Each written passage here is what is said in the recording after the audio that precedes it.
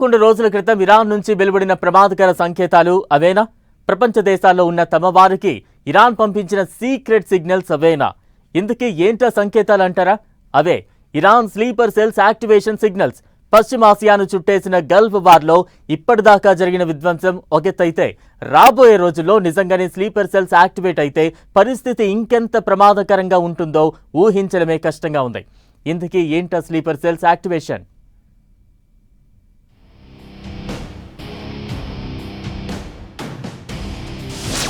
Sleeper cells activate చేసిన Iran.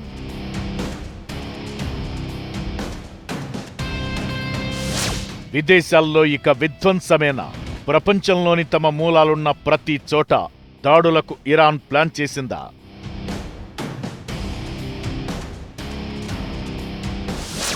Radio ద్వారా రహస్య సంకేతాలు పంపిన ఇరాన్ సీక్రెట్ కోడ్ ప్రకారం స్లీపర్ సెల్స్ యాక్టివేట్ అవుతారా?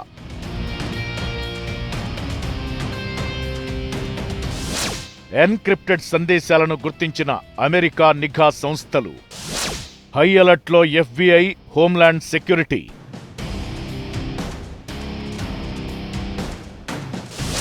ఇరాన్ ఏమైనా పిచ్చి వేషాలు వేస్తే నాశనం చేస్తామన్న ట్రంప్.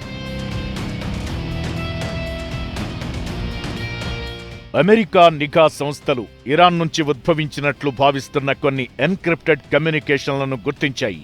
ఈ సమాచారం సాధారణమైనది కాదని, విదేశాల్లో ఉన్న ఇరాన్ గూఢచారులు లేదా స్లీపర్ సెల్స్ కోసం పంపిన ఆపరేషనల్ ట్రిగ్గర్ కావచ్చని ఫెడరల్ అలర్ట్ హెచ్చరించింది. ఈ సందేశాలు ఇంటర్నెట్ లేదా మొబైల్ నెట్వర్క్లను ఉపయోగించకుండా పంపడం గమనార్హం. దీనివల్ల ఇవి ఎటువంటి డిజిటల్ గుర్తులు వదలకుండా చేరవేసేలా రూపొందించబడ్డాయి. అంటే ఒక్కసారి ప్రసారమైన తరువాత వాటంతటవే మాయమైపోతాయి. ఫిబ్రవరి 28న ఖమేనీ మృతి చెందిన కొద్దిసేపటికే ఇరాన్ నుంచి ఒక కొత్త రేడియో స్టేషన్ ద్వారా అంతర్జాతీయ స్థాయిలో సందేశాలు వెలువడ్డాయి. ఈ సిగ్నల్స్ ఇంటర్నెట్ లేదా సెల్ ఫోన్ నెట్వర్క్ వాడకుండా కేవలం క్లోజ్డ్ గ్రూపులకు మాత్రమే అర్థమయ్యే కోడ్ లాంగ్వేజ్లో ఉన్నాయి. వీటి ద్వారా విదేశాల్లో ఉన్న తమ ఏజెంట్లకు ఇరాన్ ప్రభుత్వం కీలక ఆదేశాలు జారీ చేసే అవకాశముందని నిఘా వర్గాలు అనుమానిస్తున్నాయి. దీనివల్ల అమెరికా, యూరప్ దేశాల్లోని భద్రతా సంస్థలు అప్రమత్తమయ్యాయి.